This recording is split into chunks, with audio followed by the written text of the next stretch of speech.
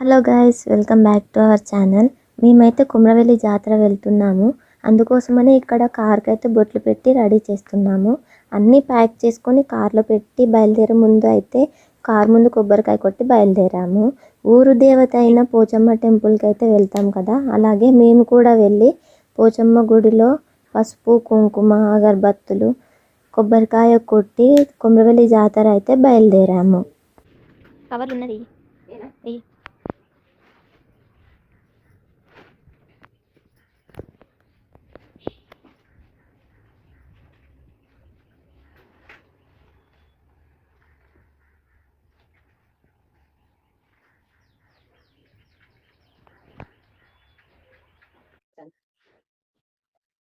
వెళ్తున్న దారిలో మా అక్క వాళ్ళనైతే ఎక్కించుకొని బయలుదేరాము.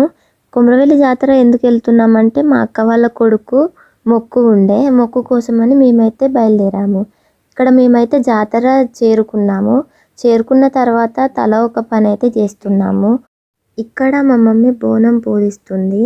పెద్ద వాట్లలో ఒక దాంట్లో పసుపన్నం, ఒక దాంట్లో బెల్లం అన్నం, పైన చిన్న వాటిలో ఒక దాంట్లో అన్ని కూరగాయల కర్రీ, ఒక దాంట్లో బెల్లం శాఖ పోసి అలా పూజించి పెట్టుకొని తిప్పలలో నూనె వేసి వత్తులేసి పెట్టుకొని అన్నీ ఒక డబ్బాలో అయితే చదురుకొని గుడికి అయితే బయలుదేరాము.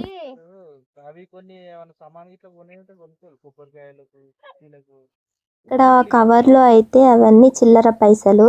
ఎందుకు అవి అని అనుకుంటున్నారేమో, అవైతే మా అక్క వాళ్ళ కొడుకు ఎత్తు పైసలు. మా మమ్మీ అయితే దేవుడికి పెడతా అని మొక్కుకుంది, అందుకోసమే తీసుకొని వచ్చాము. పోలీస్ కంట్రోల్ రూమ్ వద్ద ఉన్నది.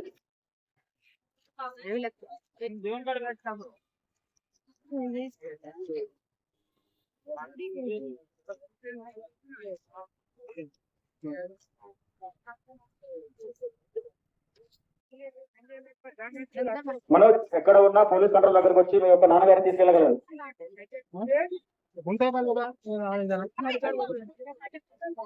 జాతరలో అయితే చాలా మంది తప్పిపోతున్నారు, ఎందుకంటే చాలా రష్ ఉంది.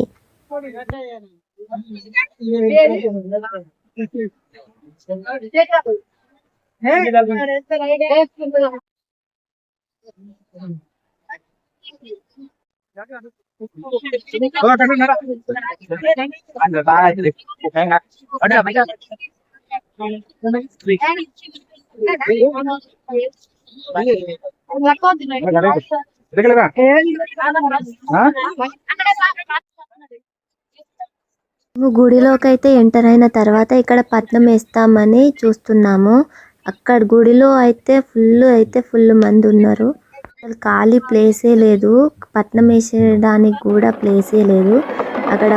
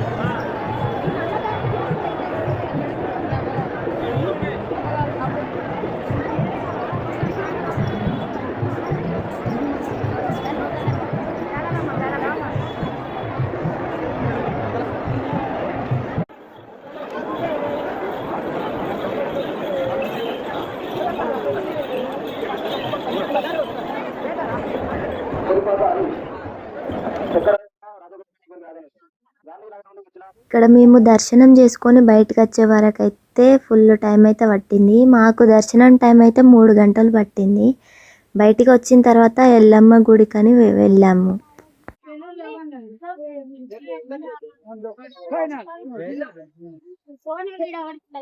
ఇంతే మన వీడియో. Bye bye.